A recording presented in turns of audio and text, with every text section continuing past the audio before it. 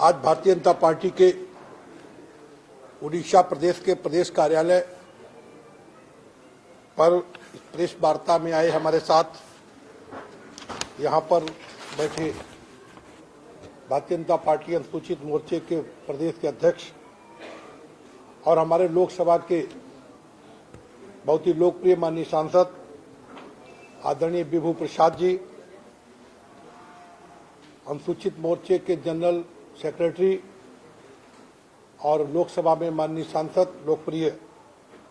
आदरणीय रवि नारायण जी, भारतीय जनता पार्टी के vice president आदरणीय गोलक महापात्रा जी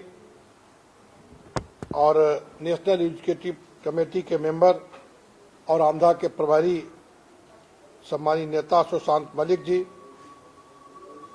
उड़ीसा के ही बहुत ही लोकप्रिय माननीय विधायक आदरणीय श्री छवि मलिक जी और इस सभा का संबोधन कर रहे स्पोक्समैन आदरणीय दिलीप मलिक जी तथा यहाँ पर आए सभी मीडिया के बंधु। आज हम आपको बताना चाहते हैं कि कांग्रेस के राष्ट्रीय अध्यक्ष रहे और लोकसभा में प्रतिपक्ष नेता राहुल गांधी जी के द्वारा लोकसभा के चुनाव के टाइम पर किस तरीके से नैरेटिव फैलाया गया कि भारतीय जनता पार्टी का राष्ट्रीय नेतृत्व हमारे देश के सबसे माननीय प्रधानमंत्री अगर तीसरी बार प्रधानमंत्री बने तो वो आरक्षण खत्म कर देंगे। पूरे देश में उन्होंने भ्रम फैलाया और अभी हाल में जब वो अमेरिका गए तो आप सबने सुना होगा किस तरीके से उन्होंने अमेरिका में कहा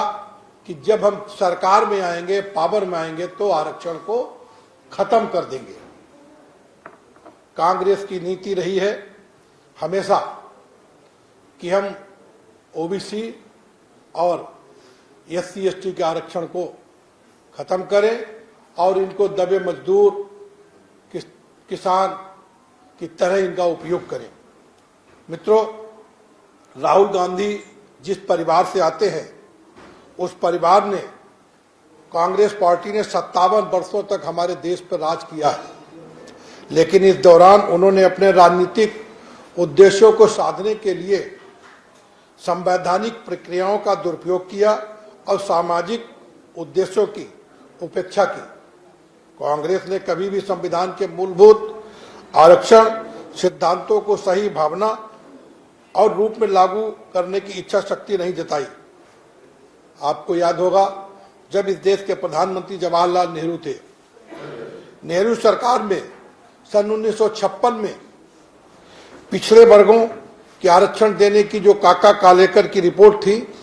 उसको खारिज कर दिया।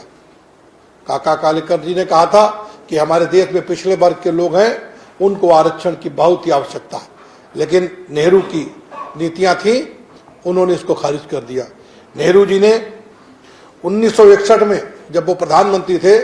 तो पूरे देश के मुख्यमंत्रियों को पत्र लिख करके आरक्षण से अक्षमता और द्वैम दर्जे का मानक पैदा करने का पत्र लिखा था